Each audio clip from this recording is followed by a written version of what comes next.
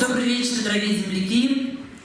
Разрешите мне от имени главы администрации муниципального образования Дзержинский район Валерия Римчендаровича Циренова, от имени всех работников культуры Дзержинского района, администрация муниципального образования сельское поселение Инзагатульское выражает благодарность Шавасоевой Вере Сергеевне за неоценимый вклад в развитие таланта юного певца Чайдонова Владимира, который благодаря вам сегодня радует всех на своем творческом пути.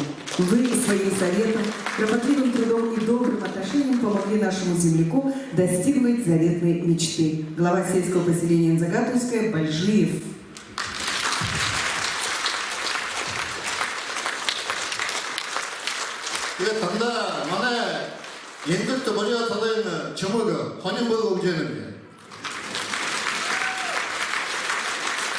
Администрация Инзагатульская выражает благодарность Чайдонову Владимиру Андреевичу за активное участие в общественной жизни села. От всей души желаем вам здоровья, успехов во всех начинаниях и личного счастья. Глава Бальжиев.